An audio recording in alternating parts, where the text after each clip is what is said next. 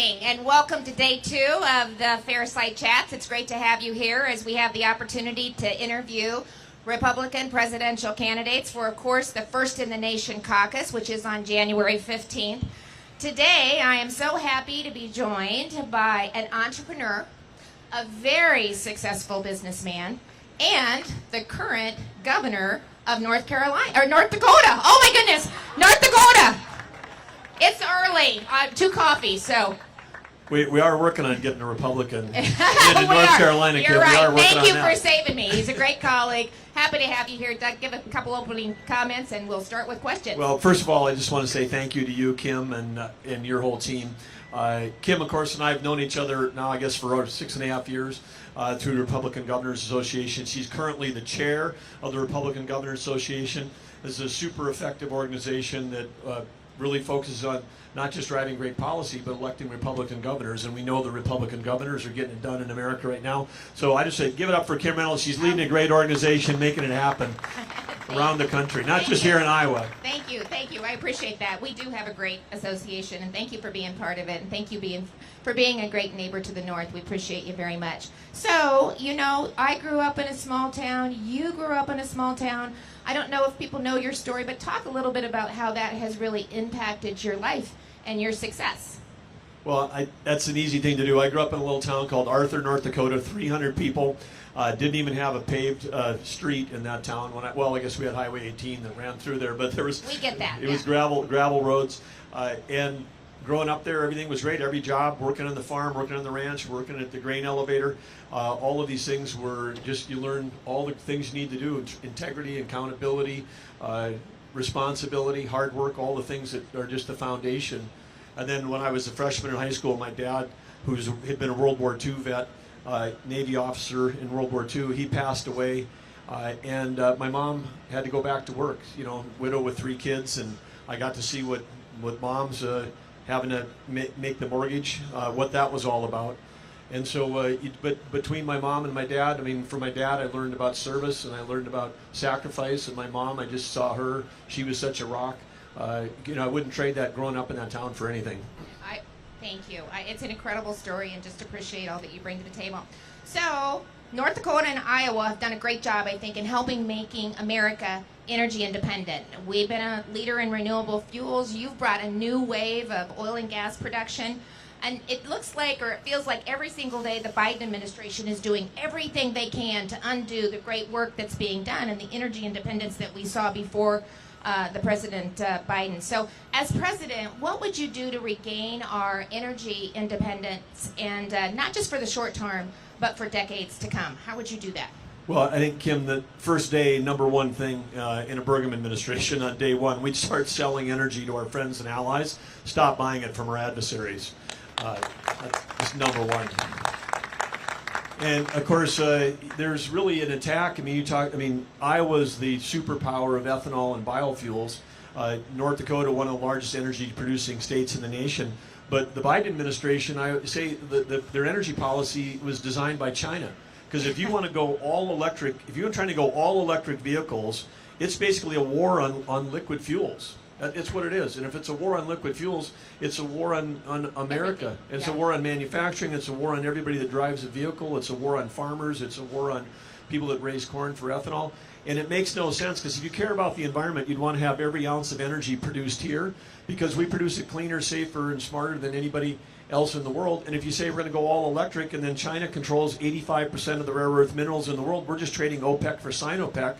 Only we're in a Cold War with China. They're already using the export limitations on rare earth minerals to put sanctions on Japan. They're already proving to us they will use that as a weapon. We just can't be dependent on China for the energy in our future. We have a chance not only to be energy independent, but we could be energy dominant. We can be an energy superpower, and China imports more oil and gas than any other country in the world.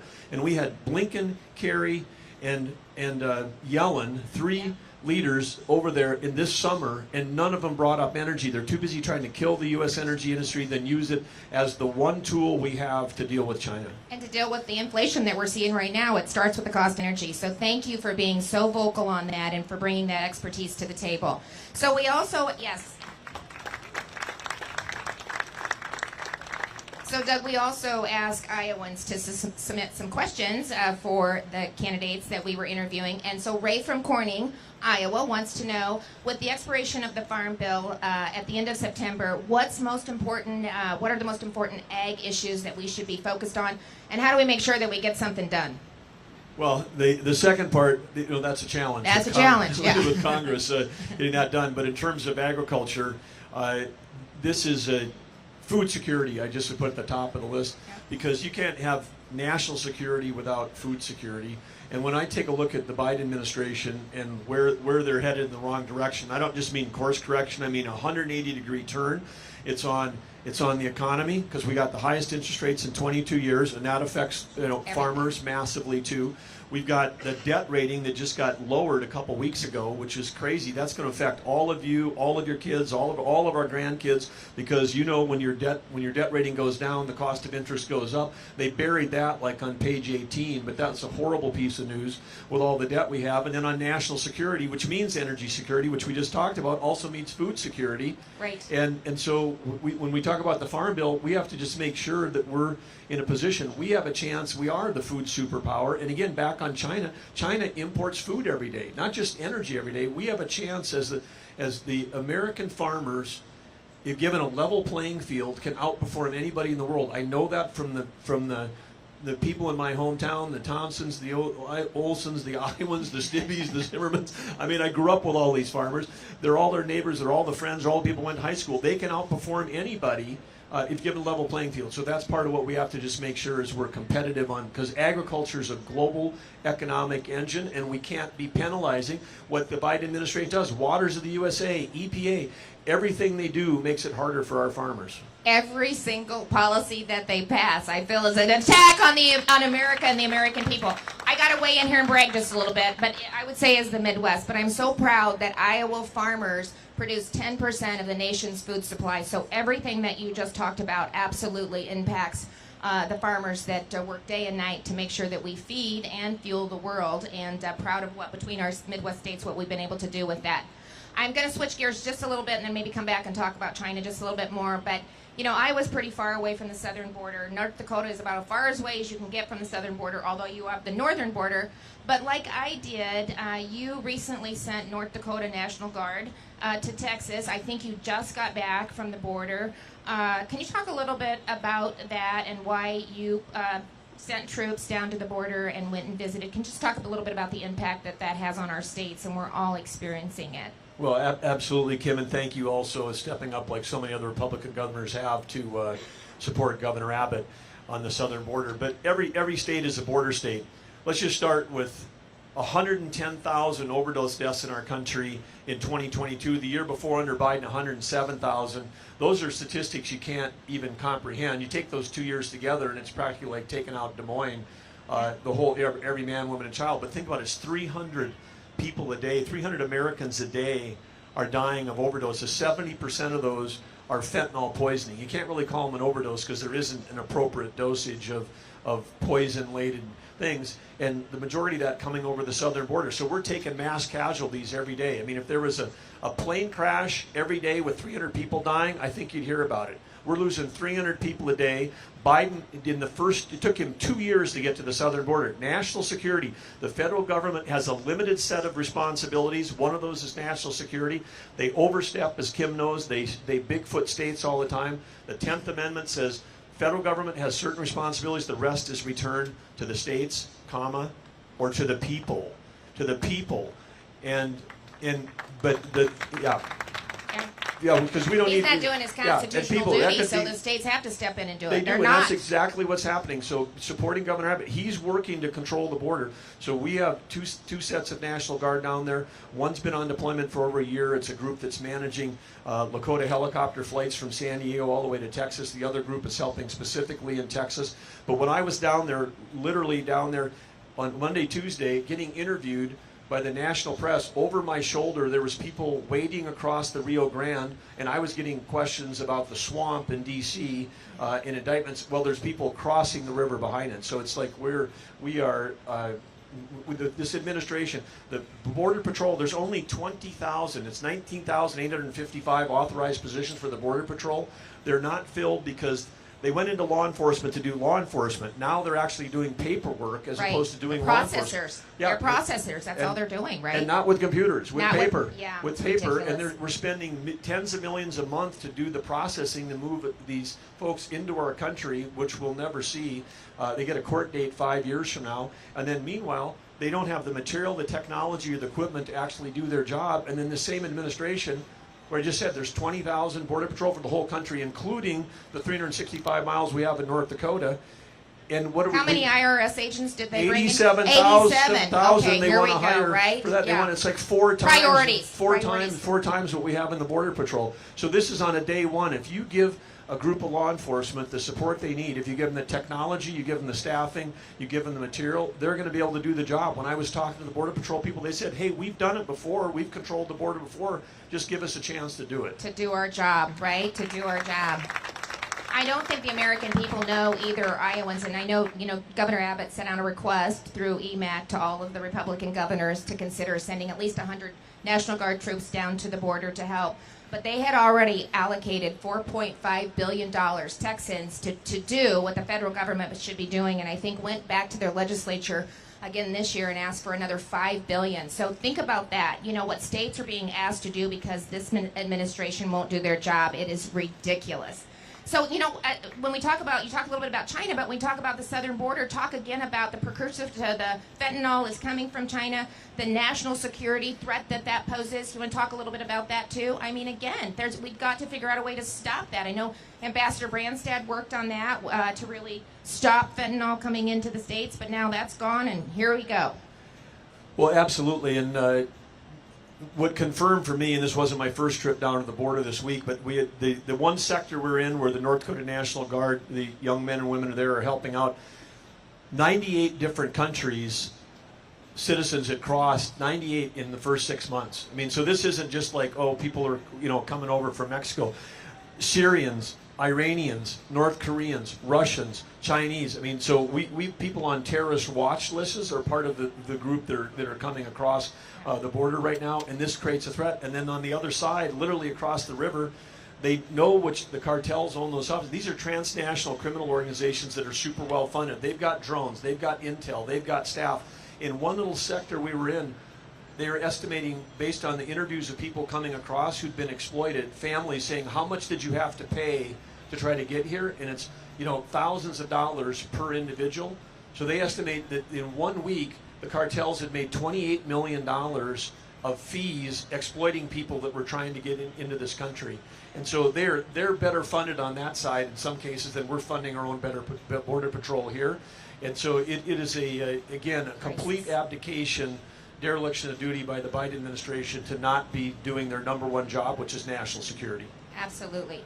So tell me, what's some things that you've learned as governor of the state of North Dakota and as a business owner that you could take, in the state system, that you could take some of those advantages to Washington, D.C. and implement in the first 100 days?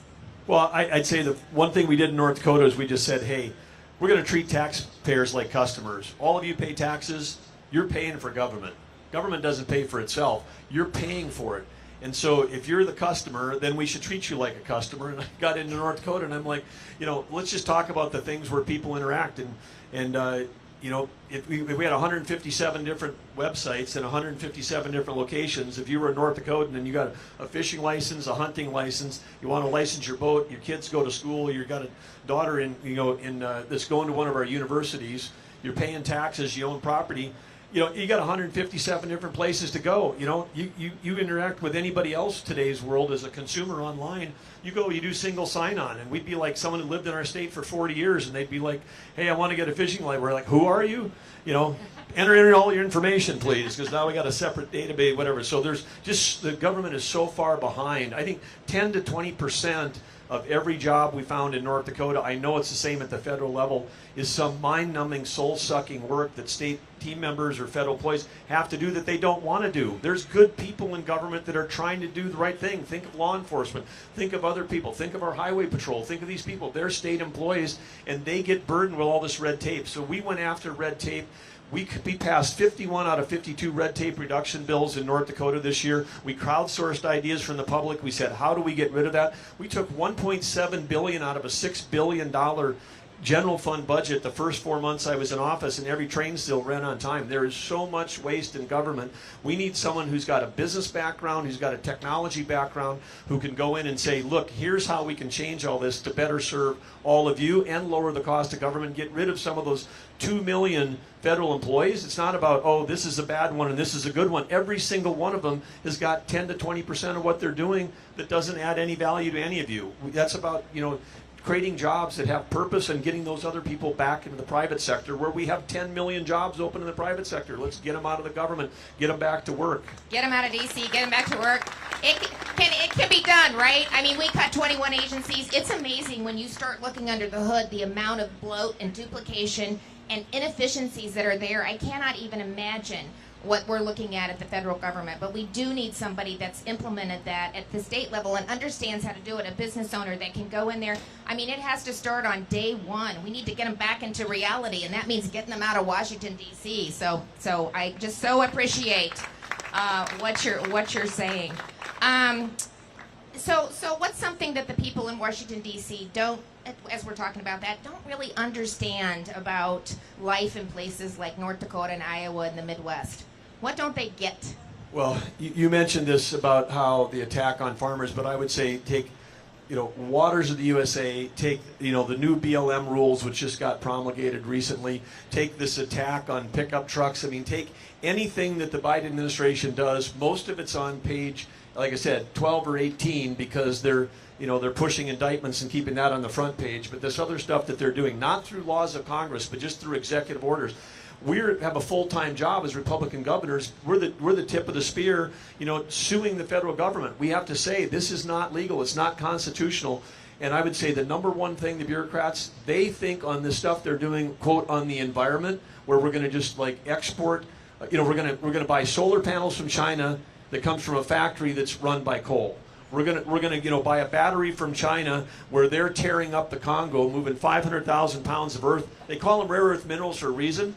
They're rare. They're like really small quantities, parts per million. They have to move 500,000 pounds of earth in a different country to get enough material to make one battery that we're going to subsidize. We're going to subsidize the car. We're going to subsidize 500,000 EV charging stations, and then you can't get a transmission line permitted, and then they're going to shut down all the base load. I mean, there's nothing that makes sense about the electrical policy of this administration. But when they start coming at North Dakota farmers or Iowa farmers and saying, this is what you should or shouldn't do with your land, I'll just tell you right now, nobody cares more about the land and the water and the air than the people that live on it. And when you've got seventh generation farmers here and you got a bureaucrat in Washington trying to tell you what you can or can't do on your land, that makes no sense at all. We've got to get it back, the power back to the states, and the states have got to get the power back to the people, because these farmers and ranchers, they care about it more than any bureaucrat ever will. It's generational. And they want to leave it to the next generation, and they work on that every single day. So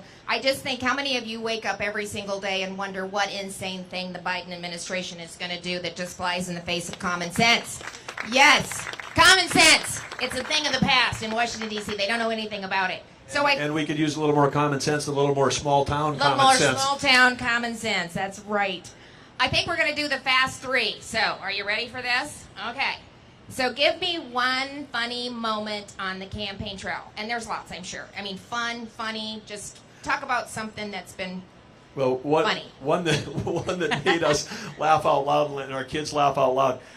During the 80s and 90s, when I was a young guy, entrepreneur, small business, building a software company, there was in North Dakota, which nobody said could be done. We started with less than 10 people. We built this company to 2,000 people and had customers in 132 countries. And they said, can't be done. But, the 80s was kind of a long hair era. And there's a lot of pictures. You go on the net, a lot of pictures emerging of me from the 1980s that are cropping up. Well, I know. I didn't go that route, but my hair was definitely a lot longer than yours right now, Kim. Anyway, but we had, my kids, we had 3 kids in their 30s, but they weren't around for some of this the time when they have this. So they're like, Dad, is that you? I mean, this thing. But anyway, there's one magazine cover where I've got hair down to here, and it got posted, and I'm like, oh, my God, what's the reaction to that? And then an analyst posted a map of the Electoral College, and it was all red, 538 votes to 0. And they said, if that's his real hair, this is the November 2024 election. So. I love it. So I got to, let's see, flip pork burgers with you and Catherine yesterday. Oh boy, was it hot over the grill too. Let me tell you, really hot. But so I know he took a pork burger right off the grill and left. But what's your favorite food that you've had or you look forward to having here at the State Fair? Well, I've with the Western North Dakota, we've got rattlesnakes. So I've had a chance to. Ooh. I've been on a horse when a rattlesnake's causing a problem. I had a chance to kill a few rattlesnakes that were too close to cattle. But I understand. I learned yesterday you can get rattlesnake on a stick here at the Iowa Fair, and I don't know if it's. I'm trying to find out, is it free range rattlesnake? Is it North Dakota rattlesnake? I'm trying to find out. Has the government intervened in the rattlesnake business that's too? right. Is that what you're asking? All right. But I'm looking for rattlesnake on a stick today. I can say that is something I've never tried either, so I might have to add that to my mini list of foods to eat while I'm at the State Fair. But you walk a lot, so you can justify everything that you eat. Okay, here's the last of the fast three. What is your favorite walkout song? Well, that's easy. Ben Gallagher, Every Small Town. Woo! Okay, final question. So, as I travel the state, Iowans tell me that they want, they want a leader for president. They want somebody that will stand up for America, that will stand up for our people, that will protect our freedoms. They are looking for somebody that has the moral conviction to do the right thing, even when the right thing is really hard. The vision and resolve to really deliver and to start that on day one, because we are just heading south really fast. So, but most importantly, Doug, they do say we want somebody that can win. So tell us why you think you are that person. Well, appreciate that question, but of course we're running against Joe Biden, and I think the reason why we win is because let's start with small town common sense. Let's talk with an understanding of agriculture and energy, our two most important industries. Let's talk about a understanding around technology, because technology is changing every job, every industry, and it needs to change every government, and it hasn't been doing that enough. But I think the other piece is actually leadership. I mean, people are looking for. We know that people love governors because governors know how to get stuff done. When we're governors, if there's a blizzard in Iowa or North Dakota, we're plowing the roads for Republicans, Independents, and Democrats. We're not. This is not about. Yes, we're not about getting it done. We work for everybody, and I think people talk. Americans understand what leadership is, and they understand that leadership is not about throwing bombs at your competitors in the private sector. It's not about. I mean, if you want to pick sides and put on a red jersey or a blue jersey, run for Congress. But I'm an operating guy. I'm an entrepreneur. I run stuff. I'm a CEO. I will never be a senator. I'll never be a congressman. I love the people that do that work. But when you're in the executive branch, if you do the executive branch right, you have an opportunity to improve every American life. And when we do it right, we can bring out the best of America. Absolutely, we can do that. And I think Americans understand what leadership looks like. And leadership isn't, it's not about blaming other people. Leaders don't blame other people. They get stuff done. Leaders don't just give you, here's my list of grievances, that are the problem. They actually lead. We have Kim and I have got jobs where we've got to get stuff done. You can do it relatively quickly. Yes, you can, and that's the one of the reasons. Why am I running? I'm running because I know that in this executive branch, with the right leadership, we can make a difference, and we can make a difference quickly in literally every American life. Not just the people that vote for you, but for everybody, we can make a difference, because the policies, inflation hurts everybody in every party. The high energy prices hurts everybody. The lack of national security, it hurts everybody. And when we're working on these things, those three things, economy, energy, national security, we're working for everybody. And if we're going to win a Cold War with China, we've got to get our economy sprinting, not crawling like it is right now. We're in a real war, with proxy war with Russia. We just haven't sent troops. We've got some really serious things to talk about. And as long as we're talking about the past and not talking about Biden's record, that's going to be a problem. So on our campaign, we are supporting all the other Republicans. We're running against Joe Biden, and we're going to make sure that that his record is part of what this campaign is about, and that we can show that we've got a better plan and better leadership to move this country forward for our kids and our grandkids. Thank you, Doug. And there's a lot of contrast there to talk about from the Biden administration, right? We've got a lot to deal with. Please give a big round of applause for North Dakota Governor Doug Burgum. Thank you so much for joining me. You're going to let you work the crowd because I think they probably have some questions they want to ask too, but thank you.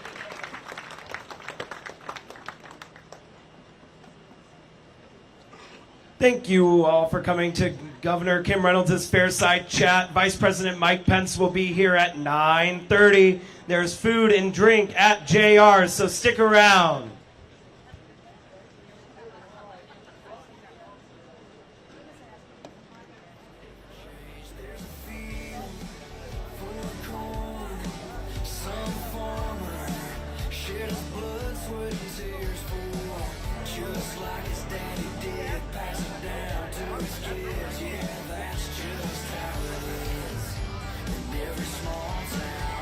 America, we're the backbone, we're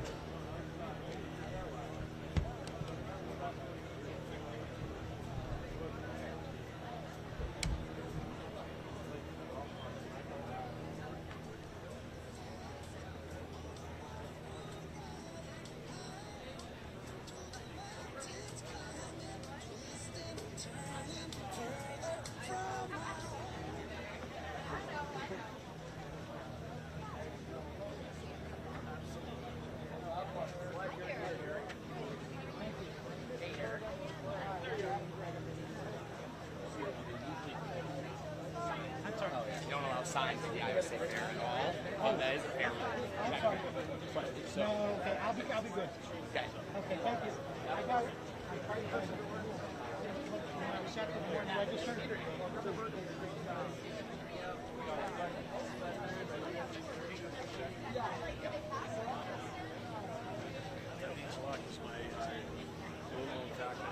My great-great-grandmother was first pioneer of what North Dakota college area and fired the state. She had some other women. Just got into society. Became a state. All the stuff that they had seen in the last 20 years.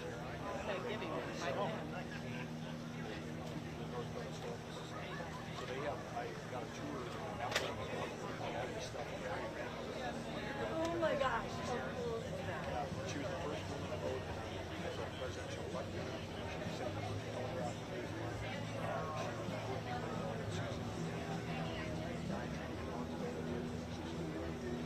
Like start with the two. Yeah. You're part of the story? Yeah. Whatever. Oh, hi.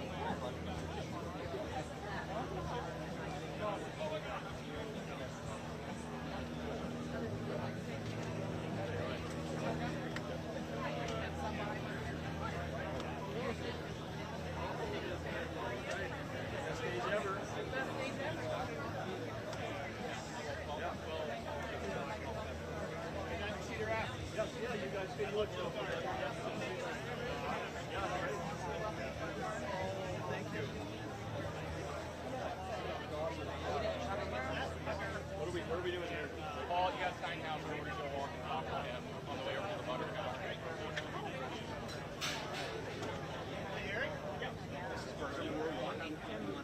Okay.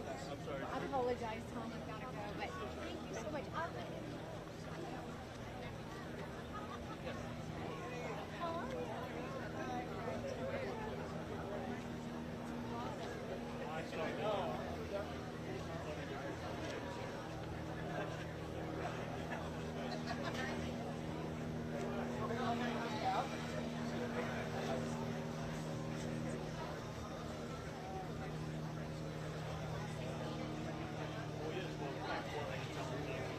Can't do that. Okay.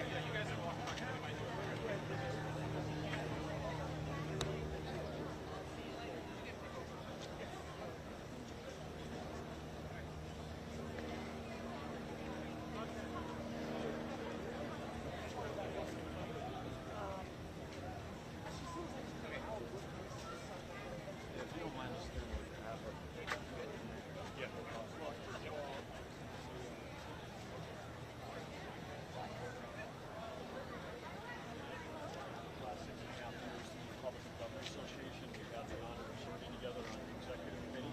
And of course, right now, she's our chairman of the Republican Governor Association. So she's doing a fantastic job in that role. And of course, what she's got done here in Iowa, advancing a lot of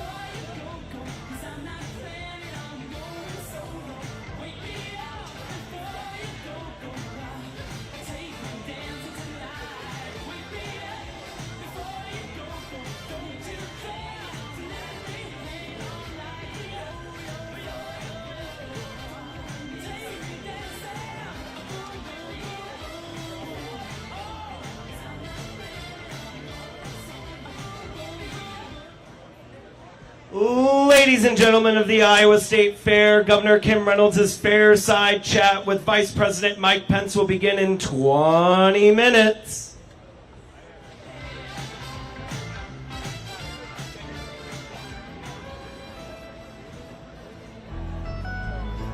Almost heaven, West Virginia, Blue Ridge Mountain, Shenandoah River.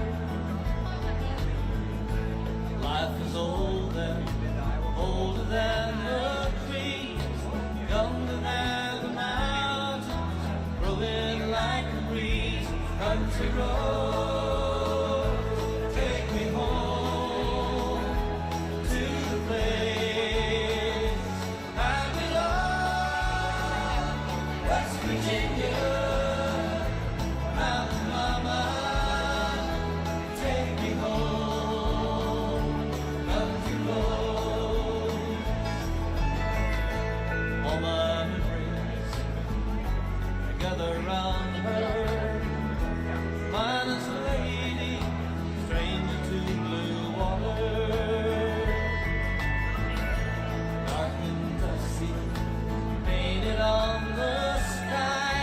Misty taste of moonshine, teardrops in my eyes. Country roads, take me home to the place I belong. West Virginia, Mountain Mama, take me home. Country roads, I hear her voice in the morning hour. She calls me. Radio reminds me of my home far away. Driving down the road, I've been feeling that I should have been home yesterday. Country roads, take me home to the place I belong.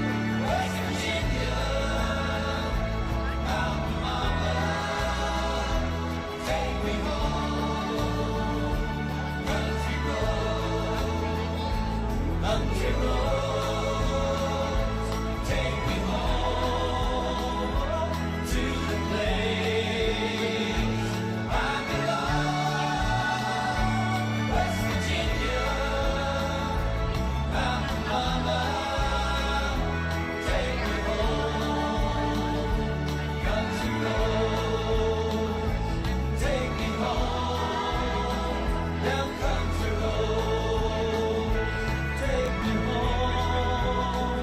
Down country roads.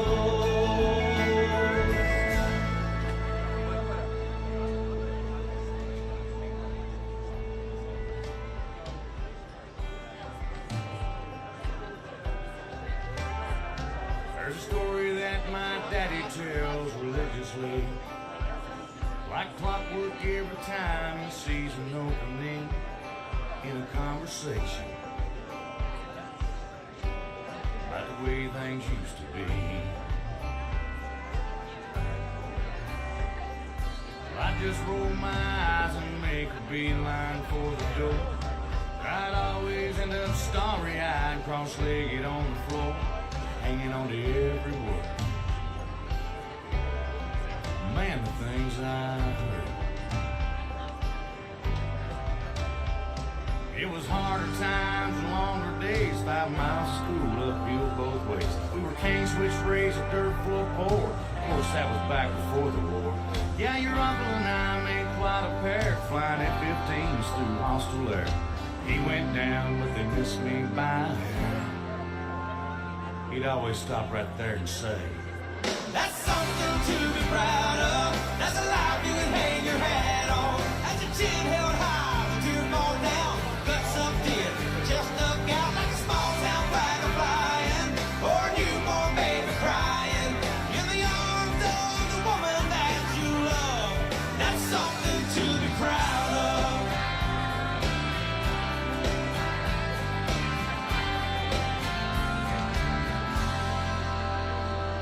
Son graduating college, that was mama's dream. But I was on my way to anywhere else when I turned 18. 'Cause when you got a fast car, you think you got everything. I learned quick those GTOs don't run on faith. I ended up broken down in some town north of LA, working maximum hours for minimum wage. Well, I fell in love, next thing I know, babies came, the car got sold. Sure do miss that old hot rod. Sure save gas in them foreign jobs. Dad, I wonder if I ever let you down. If you're ashamed how I turned out. Well, he lowered his voice, then he raised his brow. Said, let me tell you right now. That's something to be proud of. That's a life you can hang your hat on. You don't need to make a million. Just be thankful to be working. If you're doing what you're able, and putting food there on the table, and providing for the family that you love. That's something to be proud of. Ain't that all you ever really do is the best you can. Well, you did it, man.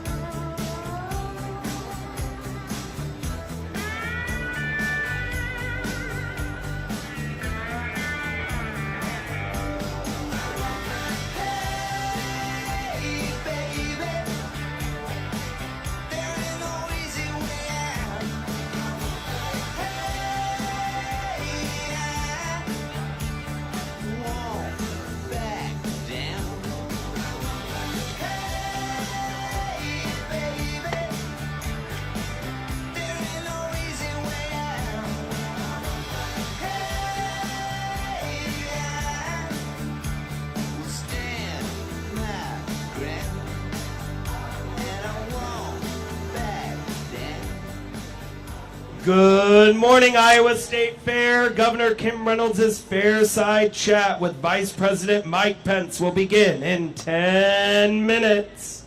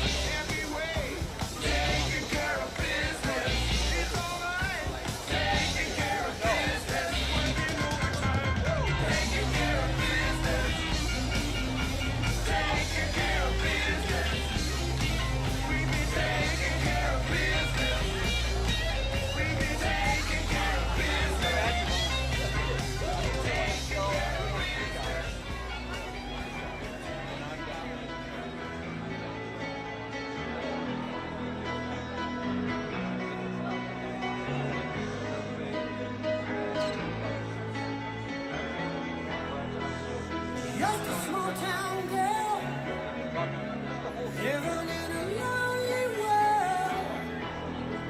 He took the midnight train going anywhere. Just a city boy, born and raised in South Detroit. He took the midnight train going anywhere.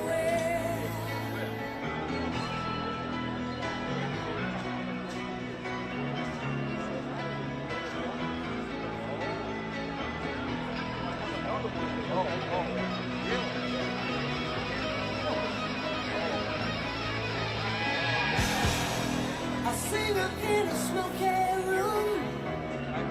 I smell of wine and cheap perfume. For a smile they can share the night. It goes on and on and on and on. Strangers waiting, looking down the boulevard. Their shadows searching in the night. Streetlights, people, living just to find emotion, hiding somewhere in the night.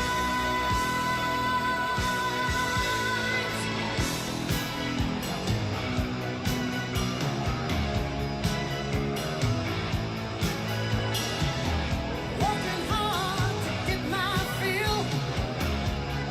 Everybody wants a thrill, paying anything to roll the dice just one more time.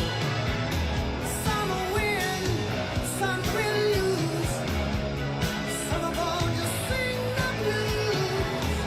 Oh, the movie never ends, it goes on and on and on and on. Strangers waiting, looking down the boulevard, their shadows searching in the night. Streetlights, people, living just to find emotion, hiding somewhere in the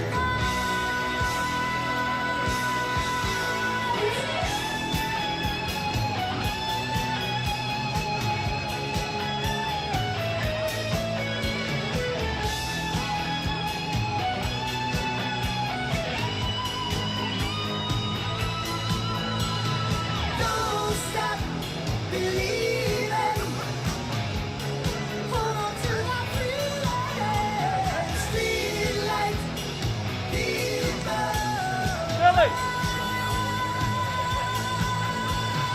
Don't stop believing. Ladies and gentlemen of the Iowa State Fair, let's welcome Governor Kim Reynolds and Vice President Mike Pence.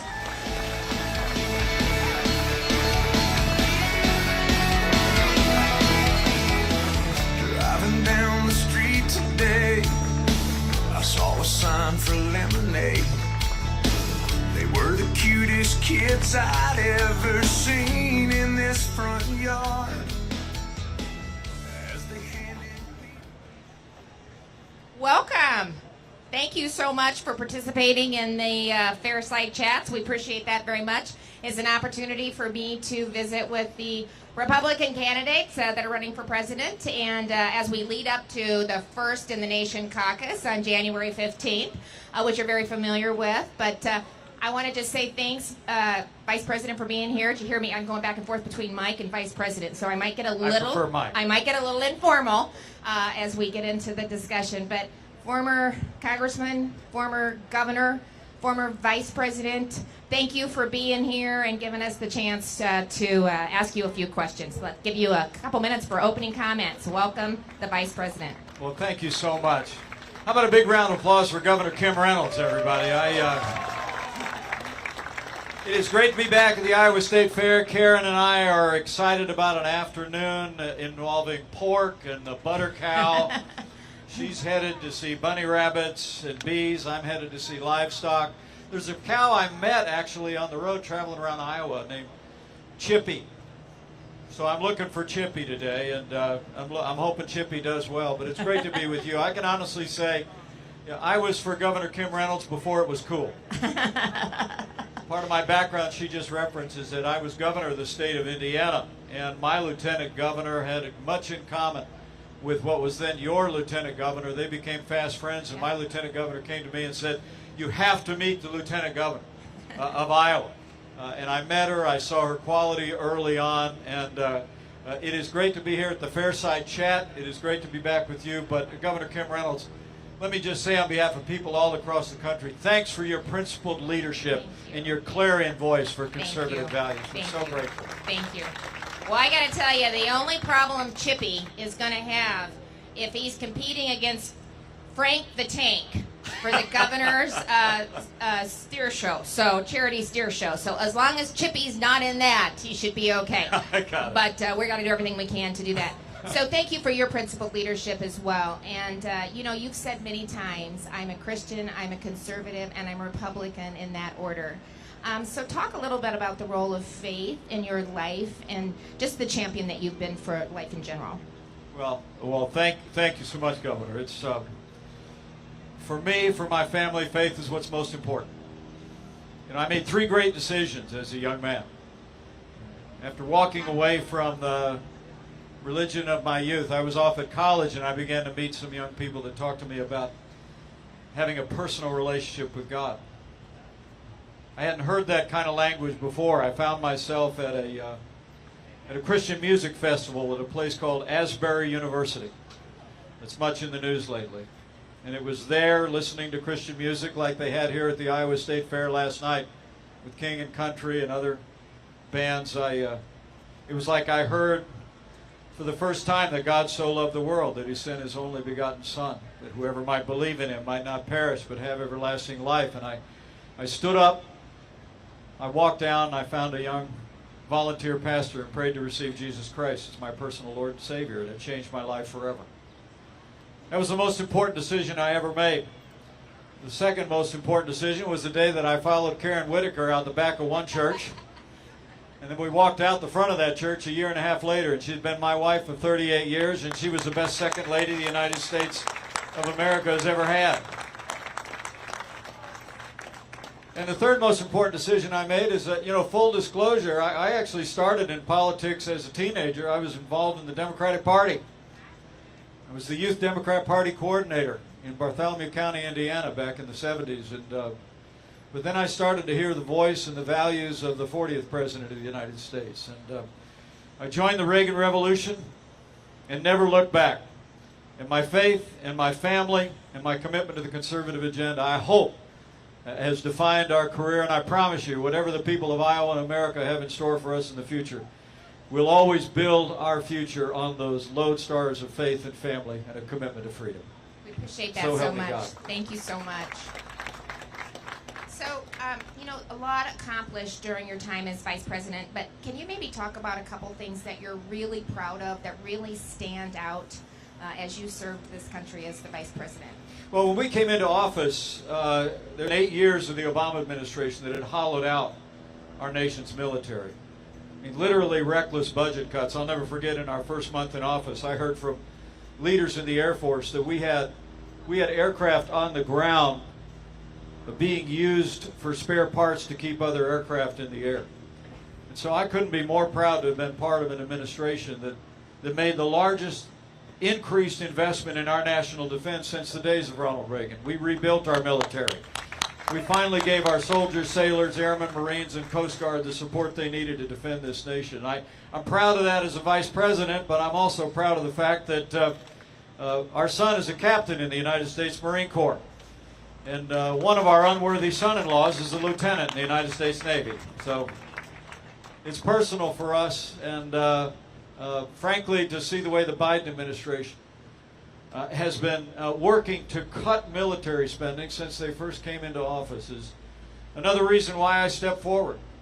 I mean, even the recent budget ceiling, debt ceiling deal that they did, Actually, if they don't finish all their work, it'll result in a 1% cut in military spending. You know, at a time that China is literally dropping a new warship in the Asia Pacific about every month, we have an administration that literally is growing government, growing mandates, growing spending, but working to cut defense spending.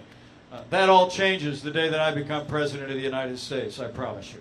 Thank you for that. I think the weakness on the world stage is scary, what we're seeing right now, and it's just an invitation for some really bad things. You know, so we ask Iowans to weigh in with some questions. So, you know, gas prices are rising, inflation is still a problem. The majority, probably 51% of Americans are still pessimistic about the economy. They still believe we're in a downturn and it's going to get worse. So Brett from Davenport wants to know, as president, what steps would you take? Well, of course, to lower gas and food prices, but to really deal with Bidenomics. Well, Bidenomics is a failure, despite all the happy talk coming out of Washington, D.C. You can tell there's an election coming up because all of a sudden Democrats in the White House are telling you how their policies are all working. Kind of reminds me of what Groucho Marx said one time in an old movie. He said, who are you going to believe, me or your lying eyes? Right? I mean, the American people see what's happening out there. Inflation's up 16.6%. The war on energy by the Biden administration has caused gasoline prices to be up 60%. They just jumped up again last week. The crisis at our border is 100% man-made, and that man's name is Joe Biden. I mean, we secured the southern border of the United States of America by building hundreds of miles of wall, by negotiating a Remain in Mexico policy with the Mexicans and using Title 42. They dismantled all of that literally on day one. Now we have the worst border crisis in American history. What we're going to do about it is, I will tell you, I think I'm the first candidate for president in our party to come out with a plan to deal with inflation, and just this week we came out with a plan to achieve energy independence again. I mean, look, the inflation that's happening in America today, economists on the right and the left all know is because of runaway spending in Washington, D.C. Kim, you know something about balancing budgets and cutting taxes. We did that back when I was governor of Indiana as well, but when this administration came in office, worked with that Democrat Congress, they spent $2 trillion in unnecessary COVID spending. And every economist in the country agrees that that lit the pilot light on the worst inflation in 40 years. And so what we're going to do is we're going to get spending under control. We're going to cancel unexpended, unnecessary spending in Washington, D.C. And I promise you, as your president, we're going to drive toward balancing a federal budget, and we're going to reform these old programs to save our nation from a mountain range of debt. You know, I think, look, Social Security and Medicare are a promise we've made to the American people, right? We're going to keep that promise. You'll hear the demagogues again, you know, saying that Republicans are going to cut benefits to grandma. It's coming, you know, just put your armor on, all right? But I got to tell you, folks, we were hugging some kids on our way around the corner here, and we just had 3 of the most perfect granddaughters ever born in the history of the world in the last 2 years. I have 11 of them. Yeah. All right, now you're just bragging. I know. Karen says I'm showing off. Yes, I am. Well, we have a national debt the size of our nation's economy today. You know that, Governor. First time since World War II. And I think the time has come to have leadership in the White House that is honest with the American people and says, look, for everybody in retirement, we're not going to change anything. If you got hair the same color as me, it's not going to affect you at all. Frankly, anybody 40 years old or older, we're not going to change it. I don't believe in changing horses in the middle of the stream, right? But for anybody under the age of 40, like that young lady back there, I'd like to have a conversation. And maybe we could reform these New Deal programs and actually give you a better deal by making sure that Social Security and Medicare are actually there for you, and that this mountain range of debt that's driving inflation, it's going to literally bury our economy under debt, and what the Democrats want to do, higher taxes, isn't there. So I think tackling runaway spending, bringing about reform, and I'm going to tell you what, we did it before, we'll do it again. We're going to unleash American energy and allow the American people to achieve American energy independence and dominance once again. Amen. And you know what? Just the federal government needs to operate like the states. You did it as a governor. Balanced budget, spending less than you take in, 99% of revenue. Last year, we spent 82% of available revenue. We still cut taxes. We still invested in education. You can do both, but it's ridiculous, the runaway spending that we're seeing. So I'm Well, going to you've done it. You've done both, and then there's another Yes. piece of this too. Let me tell you something. Washington is not only too big and spends too much, but it does too much. Yeah. It's one of the reasons. Maybe it's because I was a governor, but I'm going to tell you what. If I'm your president, we're going to shut down the Federal Department of Education. We're going to send those resources back Oh, to the he state. jumped a question. He's got it. And Yeah. we're going to revive federalism in America Yeah. because America's governors, Republican governors, are proving every day that you can deliver prosperity and security and opportunity for your people. We got to have a season where we're returning to the states and to the American people what our founders intended under the 10th Amendment to the Constitution. Yep, exactly. So while we're talking about education, you were a vocal opponent of the Linn-Mar schools policies that allowed kids to change their gender, their pronouns, their names without parents knowing. Iowa, this legislative session, we banned that. We made it clear. Can you believe we had to put into code that parents will be the primary decision makers of their children's education? But that's where we're at today. Did you ever think that we would get to this point where we would actually have to put something like that into law? And how do you address that as the President of the United States? Well, first, Governor, I just want to thank you for your bold leadership and the leadership of your Lieutenant Governor, who I know is with us today, and also members of your state legislature who stepped forward. Yep. Look, when I first heard about the Linn-Mar Community Schools here in Iowa, it took my breath away. We heard from parents. I set up a foundation in Washington, and they said, we'd like your help with this federal lawsuit because at Linn-Mar Community Schools, you'd have to have a note from your parents to get a Tylenol from the school nurse, but you could get a gender transition plan without ever telling your mom and dad or getting their permission. I mean, that radical gender ideology that's taken hold in that school has taken hold in schools all across the country. And it's one of the reasons we weighed in heavily on that lawsuit. I'm confident our conservative majority on the Supreme Court, if they take up the case, is going to get it right. We have got to make it clear that parents don't co-parent with government. Parents are in charge of their children's education. And we got to protect our kids from this radical gender ideology. It's another reason why I've been very clear. I mean, as President of the United States, I'm proud of the fact of what Iowa's done, what Indiana has done to protect our kids from chemical and surgical gender transition treatment. But I'll tell you what, as President of the United States, we're going to protect America's children from gender transition, chemical or surgical. We got to protect our kids in this country, and we will. It should not be an experiment. I promise you. Yeah, it's ridiculous. So what's something we may not know about your childhood or your young adulthood that has shaped who you are today? A little bit back to that first question, but. Well, I mean, you may not know that I'm the grandson of an Irish immigrant. My grandfather's name was Richard Michael Cawley. He stepped off onto Ellis Island, boat in Ireland in 1923.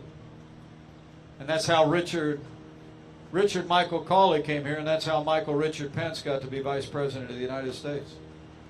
I mean, my family really lived the American dream. It's one of the things that drives Karen and I.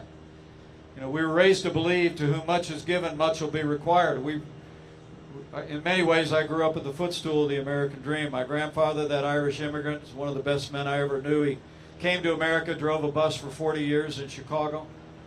It's one of the reasons I'm a Cub fan. My folks grew up on the South Side. My dad was a Sox fan, admittedly. But they followed work down to southern Indiana and built everything that matters. You know, a family, a business, and a good name. I grew up in a small business family. And my dad was a combat veteran in the Korean War. I wrote a book about my life not long ago, and the publisher told me when I turned it in, they said, you know, my dad's been gone more than 30 years, but they said, you know, we think your dad is the secret star of this book. And it blessed my heart. My dad was the best man I ever knew. He loved this country, he raised us to believe in giving back. And so if you want to understand Mike Pence, you need to know Karen, and frankly, you need to know this incredible family I've been blessed to live in. We live the American dream, and I'm running to make sure that the American dream is alive and well for future generations of Americans here in Iowa and across the country. We talked a little bit about the weakness on the world stage, and we see it every single day with an absent president and administration, and especially with the aggression with China. So can you just talk a little bit more, Vice President, about how that's impacted and continues to impact our national security? And again, just, what do we need to do, turn that around? And what we're seeing at the southern border, as you talked about, is a big piece of that. Look, President Joe Biden has weakened this country at home and abroad. And that disastrous withdrawal from Afghanistan has emboldened the enemies of freedom around the world. As your vice president, I had the privilege to travel around the world. I've met many of these leaders. I've been to many of these countries. And I know in my heart of hearts the reason why Russia never even tried to redraw international lines by force under our administration, the only time in the 21st century, is because they saw the way we were building up our military. They saw the way that we unleashed our armed forces to take down ISIS. They saw the way we sent those cruise missiles into Syria when they used chemical weapons on innocent civilians. And they saw us take down the most dangerous terrorist in the world, Qasem Soleimani. It was a credible threat of the use of force and a strong military in the United States. It kept the world a whole lot more quiet in our 4 years than it is right now. The truth is, I really do believe that withdrawal from Afghanistan under President Biden never would have happened if we'd still been in office. But it was a disgrace. But I want to say to anybody here who wore the uniform of the United States, especially those that served in Afghanistan, nothing of that disastrous withdrawal will ever diminish the honor and gratitude that is owed to men and women that served in Afghanistan over the last 20 years, defending our country.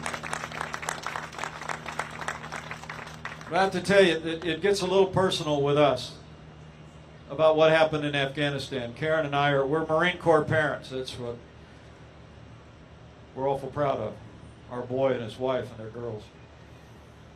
So when Humberto Sanchez, one of the 13 that fell at the Kabul airport, came home, along with 12 other American heroes, we drove up to Logansport, Indiana to go and just be with their family, to pray with them, encourage them. And I have to tell you, those of you that worry about the future of this country, you need to hear Humberto's story. Humberto actually didn't get to walk across the stage, his mom told me, at Logansport High School because he had a little bit of trouble in high school. He had to finish in summer school. But a little bit after he finished high school, he apparently came and found his mom and he said, "Look, I want to make you proud. I'm going to go be a Marine." And by all accounts, Humberto became a Marine's Marine, deeply respected by all his fellow Marines. It came to that day where he was manning one of those gates at the Kabul airport, Governor. And the word came out that somebody had gotten past the outside wire, somebody that looked dangerous. And the word went down through the radios that everybody was to pull back, get inside the wall. And Humberto refused. His mom and his fellow Marines said that Humberto said, "Most of the people in the line at my gate are women and children, and I got to get them through. I got to get as many through as I can." And by all accounts, he took the brunt of the blast. His mother looked at me with tears in her eyes as Karen and I gathered with her and said, his last act on earth was a work of heart. So despite the weakness of this administration that's emboldened the enemies of freedom, I'm going to tell you what, Humberto Sanchez is America. This is a great nation, and we will stand in the gap, and we will bring this country back with his inspiration in our hearts.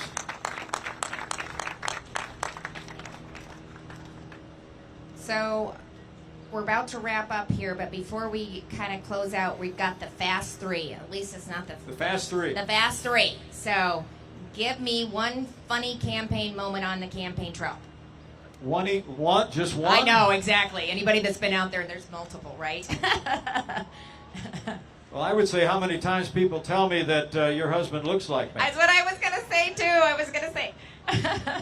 So Kevin was at an event that the vice president was at, and they came up and asked him for his autograph. And he goes, "Well, you want my autograph?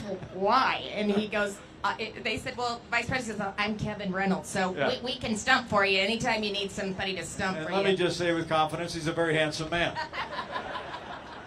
I agree. Okay, so you've been on the fairgrounds a couple days now. Favorite fair food that you've had or looking forward to having? Haven't had Apparently, I have now had a lemon shake-up. There we go. There we go. I'm a lemon shake-up guy at the state fair, and can't leave without a corn dog. Okay. Although awesome. I think we're headed to the pork tent to go to work. There you go. In just a few minutes. But the Iowa Fair is many things. It's agriculture. It's fun. But for me, the Iowa State Fair is food. It is food. I agree. We're going to enjoy it, just like the rest of you. Another thing, and you'll walk it off, so I'm quite confident in that. Okay, last Not one. all of it. Your favorite walkout song? Well, you know. I know. This is the hard one. Yeah, no, I got an awful lot on my iPhone. But when I first ran for governor, there was a song that we always walked out to, and it's These Are My People by Rodney Atkins. It's where I come from. And Big fan over thank here. you. We got one more Rodney Atkins fan here. Everybody's on their I mean, phone. I think one of the reasons that Karen and I feel so at home, we had a great day yesterday at the fair, and I want to thank you all for taking a minute to hear us out this morning, is Iowa just feels like home. I mean, I grew up in a small town, had a cornfield in the backyard. The 4-H fair was the biggest thing in the summer. The state fair was the biggest thing in the state, and I have to tell you, I just promise you, you give me the privilege to be your president. I'm going to fight for the values and the ideals and the integrity and the character of the people of Iowa and the heartland of this country. So help me God. Thank you. So I'm going to give you a few minutes to even build on that if you want. Yeah. So as I travel the state, people tell me they're looking for a leader. They want somebody to stand up for the American people, for the country or freedoms. Somebody's got conviction to do the right thing, the resolve to follow through. But they're talking about that they want somebody to win. So tell all of us that are gathered here why you are that person.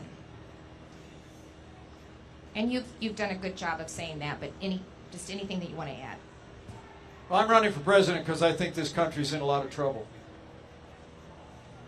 I mean, to be honest with you, after we left the White House, our life's been pretty good. We moved home to Indiana. We bought 5 acres and a pond. I bought a John Deere riding mower. Life is good. 54-inch deck, 0-turn radius. Got a red pickup truck. Got 3 granddaughters. But when I saw the devastation that Joe Biden and the Democrats have wrought on this nation, at home and abroad, we just couldn't sit this one out. I said it before, I'll say it again. It's one of the lodestars of our life. To whom much is given, much will be required. And I believe the opportunity that we had to serve in the Congress for 12 years, I was a House conservative leader before it was cool. I fought against the big spenders in the Republican Party for much of that time.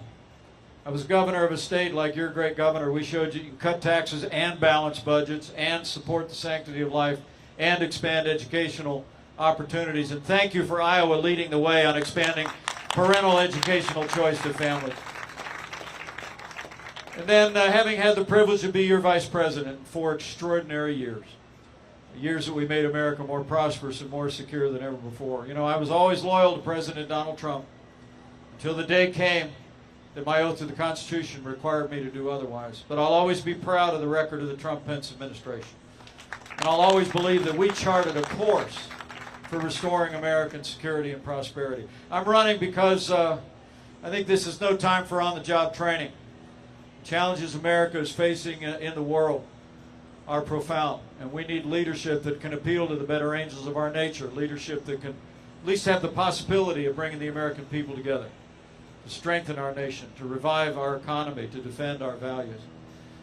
And my hope is, as we travel to all 99 counties, Alrighty. as we make an effort to be at every pizza ranch, every Casey's, my hope is that we'll have the opportunity to earn your support. And I promise you, you give me the opportunity to be the Republican nominee, we're going to defeat Joe Biden in 2024, and we're going to bring this country all the way back on a foundation of conservative values. Yes. Please give a loud round of applause for Vice President Mike Pence. Thank you, sir.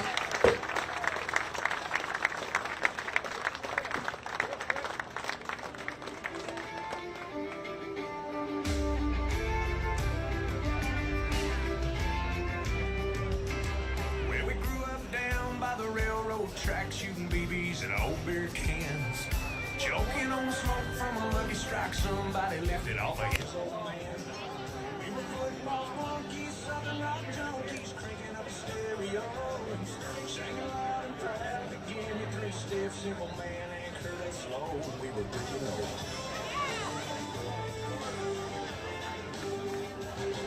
Got some discount knowledge at the junior college where we majored in beer and girls. It was all real funny till we ran out of money and they threw us out into the world. Yeah, the kids that thought they'd run this town ain't running much of anything. Just running and laughing and busting our asses, and we call it all living the dream.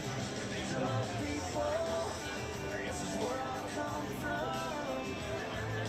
Living this life of the thing we've got and them some. It ain't always pretty, but it's real. It's a way we were made, wouldn't have it any other way. These are my people. We take it all week on the chin with a grin till we make it to Friday night. And it's church league softball, holler about a bad call, preacher Ricky. Ladies and gentlemen of the Iowa State Fair, stick around for Mayor of Miami, Francis Suarez, and Governor Kim Reynolds at 10:30.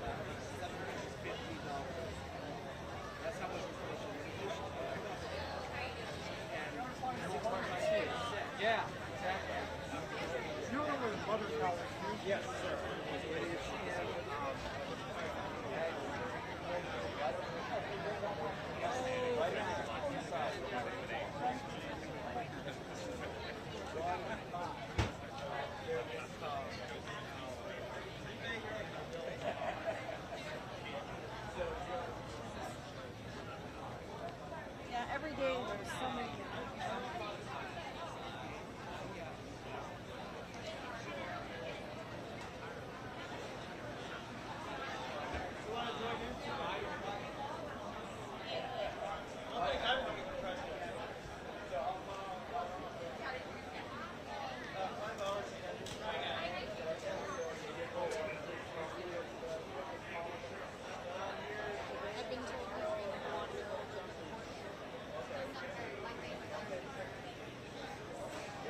Time there is 11, but they were just going to be out like 1 a.m. to get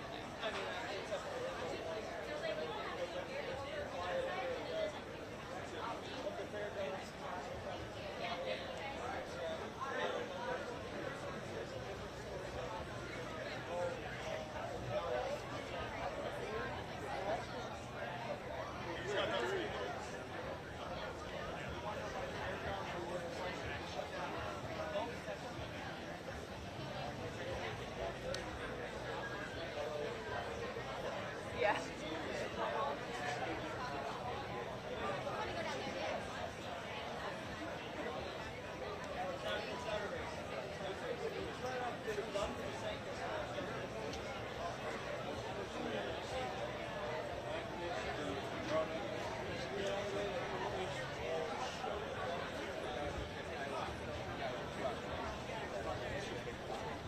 Huh? Yeah.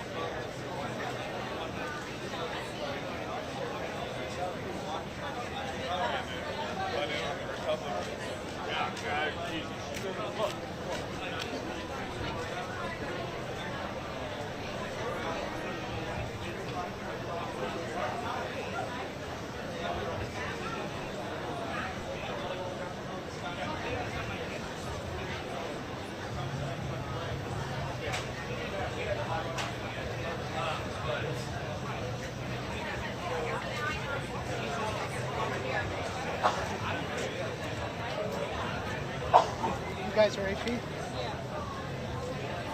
And the call.